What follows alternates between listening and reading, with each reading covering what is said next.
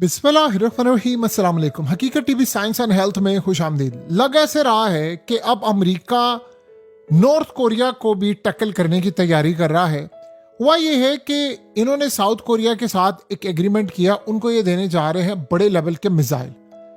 North Korea के leader Kim Jong Un ने America को, ट्रंप को वार्निंग जारी की है कि तुमने ये अगर गलती की किसी भी वजह से एग्रीमेंट करके इनके साथ या इनको मिसाइल दिए, तो उसके बाद यानी सेल की अगर तुम लोगों ने एडवांस मिसाइल साउथ कोरिया को, तो उसके तुम्हें भयानक नताइज भुगतना पड़ेंगे। असल में उन्होंने बड़ा क्लियरली कहा है कि इस वक्त ये जो तुम एग्रीमेंट करने के लिए जा रहे हो साउथ कोरिया के और इनके साथ, ये किसी सूरत काबिल कबूल नहीं है। और बड़ी क्लियर वार्निंग जारी की कि यानी जो हाल यहाँ पर यानी अमेरिका का हुआ है, गल्फ में या खित्ते के अंदर हुआ है, मिडिल ईस्ट में हुआ है, उससे बुरा हाल साउथ कोरिया वाली साइड पर हो जाएगा। बड़ा क्लियरली उन्होंने कहा है कि आप लोग ये जो सपोर्ट कर रहे हैं इसको किसी सूरत बर्दाश्त नहीं किया जाएगा। असल में अब साउथ कोरिया का मामला यहाँ तक आप समझ लें कि साउथ कोरिया को ये बात समझ आई है कि जो उन्होंने हशर देखा है अमेरिका का, जो मिडिल ईस्ट में हशर हुआ है अमेरिका का, जिस तरह उनकी तबाही हुई है वो नाकाम हुआ है। साउथ कोरिया से उन्होंने थर्ड तक उठाकर वहां पर ले गए, अब उनको देने जा रहे हैं मिसाइल। असल में अब अमेरिका खुद हिफाजत नहीं कर सकता किसी की। अब सिनेरियो यहाँ पर ये है कि जिसने भी हिफाजत करवानी है अपनी, उन्होंने अब मिसाइल खुद लेने और खुद ये काम करना। उधर किम जोंग उन उन्होंने किया क्या है कि उन्होंने इस जंग को बड़ा क्लियरली मॉनिटर किया। सारी दुनिया ने किया, चाइना ने किया है, रशिया ने किया है, इन लोगों ने किया है, और अमेरिका की वीकनेस खुलकर आ गई है सामने। अब वो करने क्या जा रहे हैं, अब उन्होंने अमेरिका को वार्न कर दिया है कि अगर वो ही मिडिल ईस्ट वाली गलती यहां पर की तो उससे बुरे नताइज होंगे। ये बात आप ज़हन में रख लें अच्छी तरह। ईरान के पास जो मिसाइल हैं, नॉर्थ कोरिया के पास उन मिसाइलों से बेहतर मिसाइल भी हैं और कम बेहतर भी हैं। ये आप ज़हन में रखिएगा। एक वक्त ऐसा था कि नॉर्थ कोरिया के मिसाइल जब फिजा में जाते थे तब फट जाते थे। आज नॉर्थ कोरिया के मिसाइल इस लेवल पर पहुंच चुके हैं, एटमी ताकत तो वो है, आज इतने खतरनाक उनके मिसाइल हैं कि अगर वो सीधा अमेरिका पर मारे तो वो जाकर लगे। और इसमें रशिया ने उनकी मदद की। ईरान और खास तौर पर नॉर्थ कोरिया के मिसाइलों का डिफरेंस क्या था? ईरान के साथ मसला ये था कि वो जब मिसाइल मारते थे तो डायरेक्शन उलट जाती थी, यानी अगर राइट पे मारा है तो लेफ्ट पे चले गए। उनकी एक्यूरेसी बिल्कुल खराब थी। रेंज उनकी ठीक थी, काफी चीजें बेहतर थी, लेकिन एक्यूरेसी ठीक नहीं थी। चाइना रशिया ने उनकी जो मदद की है, आज जो एक्यूरेसी जो मिसाइल ईरान के है वो अमेरिका के अगले शायद 50 साल में भी ना हो, वो सोच भी नहीं सकता। यानी अमेरिका का वो लेवल ही नहीं है जो ईरान के मिसाइलों का लेवल है। एग्जैक्टली ये हुआ नॉर्थ कोरिया के मिसाइल। फिर उसके बाद हुआ क्या, ईरान के मिसाइलों को टेस्ट करना था। वो टेस्ट करने के लिए कहां पर गए, वो यूक्रेन में उन्होंने टेस्ट किए। उसके बाद फिर जो अमेरिका के खिलाफ जो पूरे खत्ते में टेस्ट किए, वो रिजल्ट आप सबके सामने है। एग्जैक्टली ये सूरत हाल हुई। नॉर्थ कोरिया के मिसाइल जब बेहतर हुए तो वो मिसाइल जाकर इस्तेमाल हुए यूक्रेन में, उनकी फौज भी वहां पर लड़ी।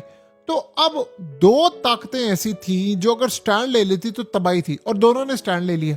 अब नॉर्थ कोरिया ने अमेरिका को वार्न कर दिया है कि हम ईरान नहीं है, यानी ईरान ने जो अटैक किया था वो तो खित्ते में तुम्हारे अड्डों पर किया था। हमारे पास जो मिसाइल है वो सीधा अमेरिका को जाकर हिट करेंगे, वो वाशिंगटन को हिट कर सकते हैं, वो फ्लोरिडा को हिट करेंगे, वो न्यूयॉर्क को हिट करेंगे, वो वाशिंगटन से लेकर मियामी बीच हर जगह पर वो जाकर हिट कर सकते हैं। तो यहां पर किसी गलत फहमी में ना रहना। हम ईरान वाला काम नहीं करेंगे कि हम अड्डों पर अटैक करेंगे, हम सीधा अमेरिका पर अटैक करेंगे।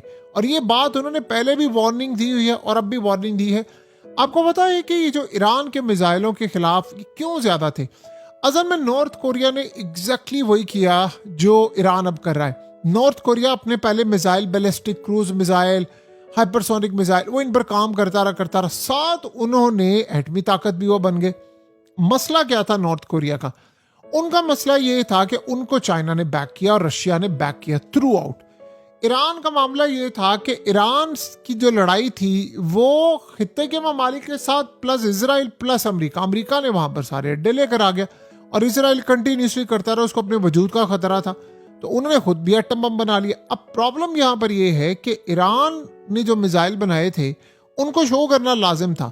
तो उन्होंने जो वीकनेस जारी की, उस वीकनेस को इस वक्त नॉर्थ कोरिया ने देखा हुआ है। वो जब अटैक करेंगे अमेरिका के ऊपर, वो सीधा सीधा, यानी वो बेसिस पर अटैक नहीं करेंगे, वो सीधा अटैक करेंगे अमेरिका के ऊपर। यानी ये वो मामला नहीं होगा कि आप ये देखें कि वो खत्ते में उनके मिसाइल सीधा अमेरिका को जाकर हिट करते हैं। उनके पास इतनी रेंज है, उन्होंने बनाए हुए हैं। तो अमेरिका को आज उन्होंने वार्निंग जारी कर दी है कि ये गलती ना करना यहां पर तुम करके। एग्जैक्टली देखिए 3-4 मुल्क ऐसे हैं जो कुछ भी करने को तैयार है। नंबर 1, चाइना कह रहा है ताइवान को मिसाइल ना देना, और पीछे कौन है? अमेरिका। नॉर्थ कोरिया ने कहा साउथ कोरिया को मिसाइल ना देना, पीछे कौन है? अमेरिका। रशिया ने कहा यूक्रेन को मिसाइल ना देना, पीछे कौन है? अमेरिका। और ईरान के खिलाफ तो पूरे खित्ते में अमेरिका और इजराइल के साथ है। उन्होंने ये मना नहीं किया कि तुम इजराइल को मिसाइल ना दो या फलाने, उसने कहा जहां इस्तेमाल होंगे वहां पर मैं अटैक करूंगा, बस मेरी बात इतनी से, इसके अलावा कोई मामला नहीं। तो इस तरह की जो सूरत हाल होती है वो क्लियरली नजर आती है कि अब आपको क्या चीजें होती हुई नजर आ रही।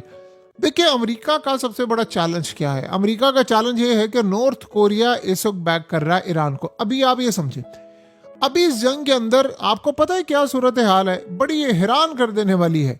दुनिया का कोई मुल्क ऐसा नहीं है जो ईरान को मिसाइल दे। ईरान के पास मिसाइल बहुत पड़े हुए हैं। आपको पता है नॉर्थ कोरिया की कमिटमेंट है ईरान से, उनके मिनिस्टर भी आए थे।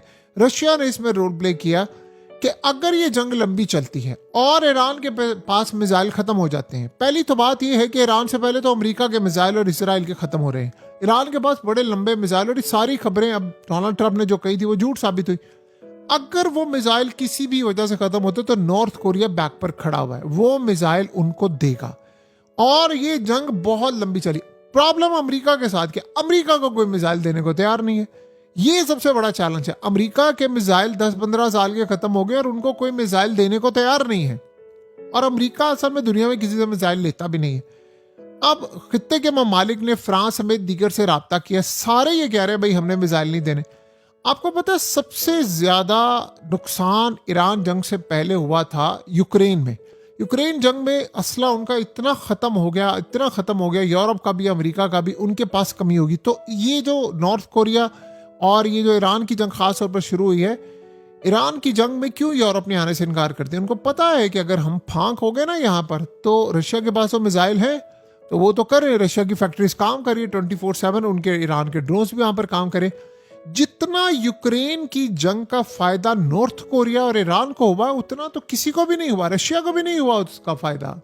उसकी रीजन क्या है? ईरान के जो आपको पता है मिसाइलों की जरूरत थी बहुत ज्यादा रशिया को, वो जो टेक्नोलॉजी ईरान को कभी भी नहीं दे सके, उन्होंने वो टेक्नोलॉजी दी ईरान को, उनको बताया, उनकी एक्यूरेसी बेहतर करवाई, उनका काम किया।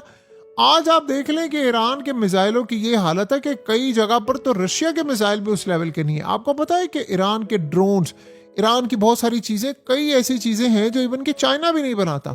तो इस सारी सूरत हाल में इस जंग से चाइना और रशिया ने इतना कुछ सीखा है, नॉर्थ कोरिया ने सीखा है कि ये सारे के सारे अब अपनी जंग को अगले लेवल पर लेकर जा रहे हैं और उन्होंने तैयारी की हुई है। सो नॉर्थ कोरिया बड़ी तैयारी करके बैठा हुआ है। उन्होंने कह दिया है, देखिए साउथ कोरिया का कोई मुकाबला नहीं है नॉर्थ कोरिया के सामने, ये बात आप ज़हन में रख लें, कोई मुकाबला नहीं है। यानी टेक्नोलॉजी में सैमसंग हो वो आगे है, हर चीज़ में आगे है, ब्यूटी में आगे है, वो सर्जरीज में आगे हैं, वहाँ पर और बहुत सारी टेक्नोलॉजी का लेवल बहुत ज़्यादा। लेकिन आप यहाँ से अंदाज़ा करें ना, ईरान जंग के अंदर क्या हुआ? सबसे ज़्यादा अगर किसी की करेंसी नीचे गिरी है तो साउथ कोरिया की गिरी है, इवन कि ईरान से भी ज्यादा। सबसे ज्यादा अगर किसी की तबाही हुई है स्टॉक मार्केट की तो इनकी हुई है। सबसे ज्यादा अगर तेल का बहरान है तो साउथ कोरिया के अंदर है। वो तो अपना 90% इंपोर्ट करते हैं, गल्फ से आता है उनको, उनकी एलएनजी का मसला है और उनकी प्रोडक्शन का मसला है, सैमसंग मोबाइलों का मसला है और बहुत सारी चीज़ों का। आपको पता है सैमसंग एक बहुत बड़ी कंपनी है, आज हर घर में उनका ही फ़ोन चलता है, उनकी ही एलईडी ज़्यादातर चलती है, काफ़ी ज़्यादा सहूलतें हैं, लोग इसके अलावा कुछ लेने को तैयार नहीं होते। लेकिन वो कह रहे हैं प्रोडक्शन कैसे होगी अगर तेल नहीं होगा। और उसके अलावा जो ताइवान ने कहा हुआ है कि हमारी इंडस्ट्री कैसे काम करेगी, हमारी इंडस्ट्री तो तभी काम करेगी ना जब हमें पूरी तरह गैस, ये वो सारी चीज़ें मिलेंगी और फिर उसके बाद लिथियम और ये सब बैटरीज के लिए चीज़ें मिलेंगी, तो हम बना पाएंगे सभी कंडक्टर्स और सब कुछ। तो वहाँ पर भी मसला है। अब सारे कर क्या रहे हैं, ईरान जंग ने वो सारी मिथ तोड़ दी है कि अमेरिका किसी को बचा सकता है। अमेरिका दूसरों को उसने क्या बचाना है, वो अपने आप को नहीं बचा सकता, वो दूसरों को क्या बचाएगा।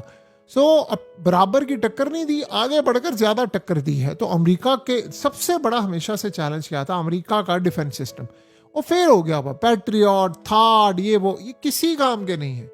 और रेडार तबाह हो गए। जिन रेडार ने डिटेक्ट करने थे ईरान के मिसाइलों को, आप इमेजिन करें उन रेडार ने पानी जोड़ दिया है, उनका ही मामला सारे का सारा खराब हो गया है।